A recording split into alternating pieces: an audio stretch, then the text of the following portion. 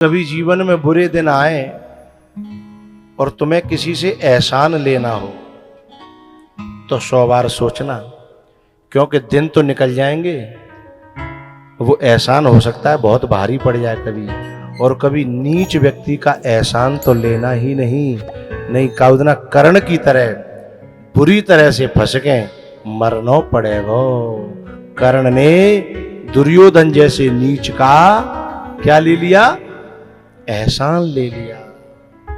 नहीं, ऐसा सूरवीर, ऐसा योद्धा, ऐसा दानी, ऐसा ज्ञानी है, लेकिन पापी को साथ दियो एहि कारण, मार्यो गयो निर्दोष विचार, मार्यो गयो निर्दोष विचार।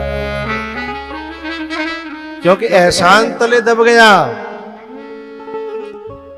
दिन तो आते हैं जाते हैं, लेकिन एहसान एक बार दबा ले तो फिर निकलना बड़ा मुश्किल हो जाता है।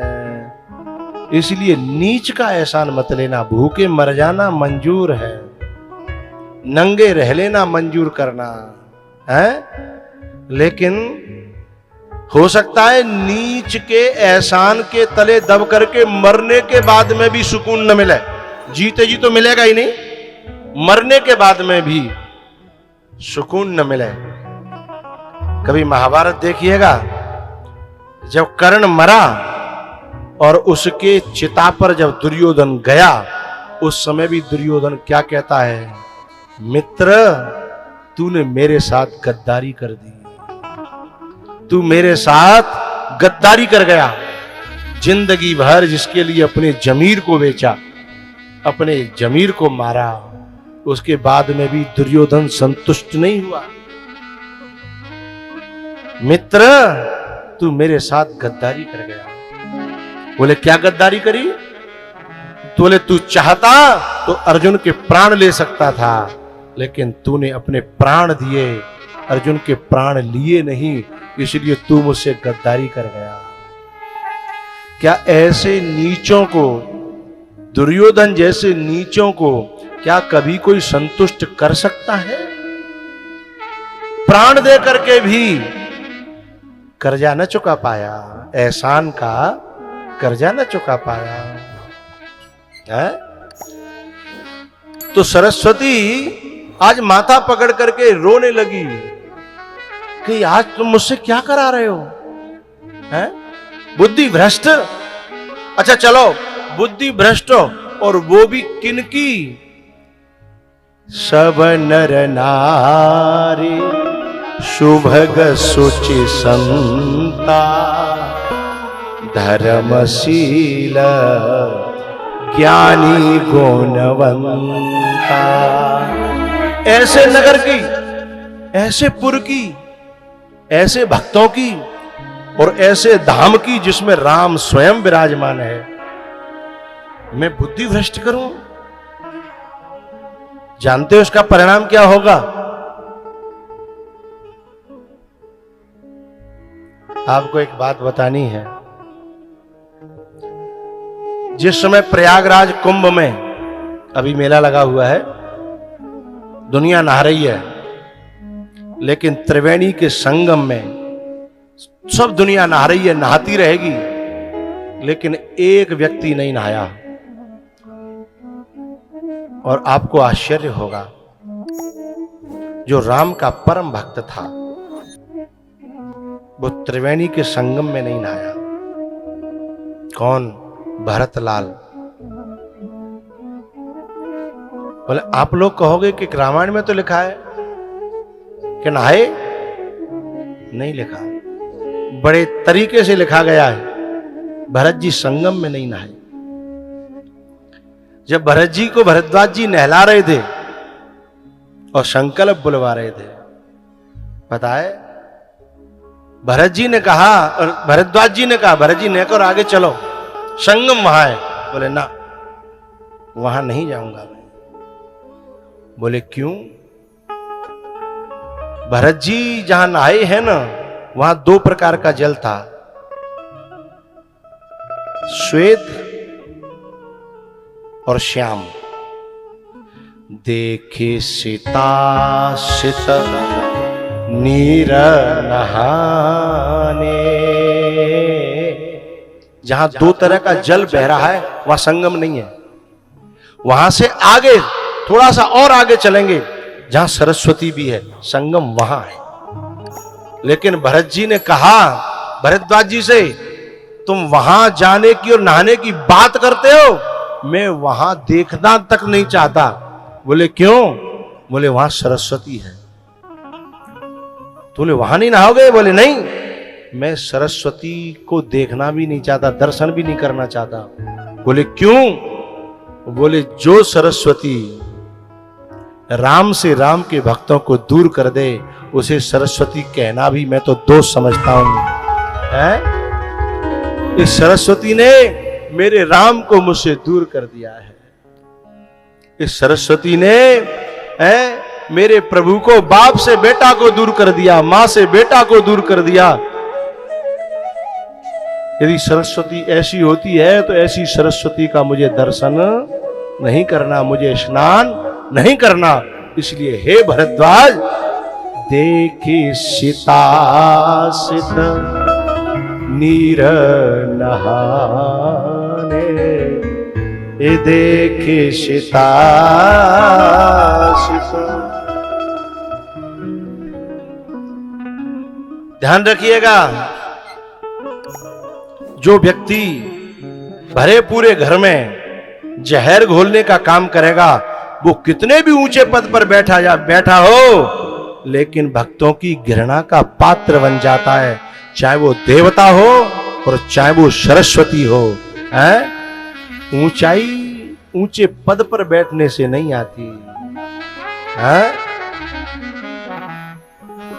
जो अपने काम को साधने के लिए जो दूसरे के काम बिगाड़ डाले, वो वंदनीय नहीं हो सकता, वो निंदनीय हो सकता है, वो सम्माननीय नहीं हो सकता, वो घृणा का पात्र हो सकता है, चाहे वो सरस्वती हो और चाहे वो देवता हो। इसलिए गोस्वामी जी बोले बिना रह नहीं पाए। ऊंच निवास नीच कर तूती, देखी न सकहि पराई विभूति। लेकिन मेरा आपसे एक बड़ा प्यारा सा निवेदन है, जिसके दिल में राम बसे हो, जिसके दिल में मां जानकी बसी हो, भक्ति बसी हो, जिसके दिल में लखन जैसा वैराग्य बसा हो, उनके मस्तिष्क को सरस्वती नहीं 1000 सरस्वती आ जाएं तो भी बुद्धि को फेर नहीं सकती हैं। जिसके दिल में राम बसे हो। और सरस्वती आई अयोध्या में, देख रही सबको कि यहां कैसे पार पड़ेगी मेरी, जहां राम बसे हैं। केवल अयोध्या में नहीं, अयोध्या वासियों के दिल में भी राम बसे हैं। कैसे बुद्धि खराब करे, वहां पार कैसे पड़े? जा घर में अटूट प्रेम होए, मां चुगल की पार कैसे पड़ेगी? बाका मोहनो नहीं तो दो जागो हैं। खबरदार जो आज के बाद मेरे घर के बारे में ऐसा कहा तो। लेकिन ने को गुंजाइश वही है। ये जो दतिया में जो ऑटो चलाते हैं ना, ऑटो, उनको ऑटो निकालने के लिए इतनी बहुत जगह की जरूरत नहीं है, ने का पहियो घुस जाए आगे वालों, ने का पहियो घुसो चाहिए। बाकी बात तो फिर वो ऐसे ही चुगल को थोड़ी सी संद मिल गई ना तुम्हारे घर में है, तो बस नेक जगह मिल गई, सोई घुस जाएगा वो, सोई तुम्हारे घर में ऐसी फांट डालेगा कि तुम बचाते बचाते मर जाओगे और समझ में नहीं आएगा कि आग लगी कहां से है। ये आग लगी कहां से पता नहीं चलेगा। सरस्वती पूरी अयोध्या में ढूंढ रही है, किसकी बुद्धि फेरूं, किसकी बुद्धि फेरूं। जिसके मन में राम बसे हों उसकी बुद्धि को फेरना संभव नहीं है। ये बात अंगद ने कही थी रावण से। लंका में जब रावण ने अंगद से कहा, बोले ए बाली के बेटा, बाली तो मेरा मित्र था, और बाली जिसने मारा, जो बाली का हत्यारा है, तो बदलाव लेना चाहिए, तू भाई की गुलामी कर रहा है? काहे को बेटा रे तू? अरे बेटा के नाम पे कलंक है तू, कलंक। अब ये भेद डालने वाली बात है ना, राम में और अंगद में घर फोड़ने वाली बात हुई ना। लेकिन जवाब तो सुनिए अंगद का। रावण जैसा विद्वान, रावण जैसा पंडित, रावण जैसा साहब इतना बड़ा आदमी, लेकिन एक बंदर कह रहा है सोनू सठ है। दम खाओ की इतने बड़े आदमी तो एक बंदर कहे अरे सोने सठ भेद होए मन ताके श्री रघुवीर हृदय नहीं जा। सोनू सठ किसे कह रहा है? जिसने चारों वेदों पर भाष्य किया है, सठ। सोनू सठ भेद होए मन ताके श्री रघुवीर हृदय नहीं जाके। जिसके हृदय में रघुवीर नहीं, प्रेम नहीं, सत्य नहीं, करुणा नहीं, तेरी दाल तो वहां गलेगी, लेकिन यहां तो राम बसता है। यहां राम बसता है। राम क्या है? सत्य है राम, प्रेम है राम, करुणा है राम, है। और राम जहां बसता है, जिनके हृदय में सत्य बसता है, प्रेम बसता है, करुणा बसती है, दया बसती है, वहां सरस्वती कैसे बिगाड़ देगी बुद्धि? सरस्वती की क्या दम है?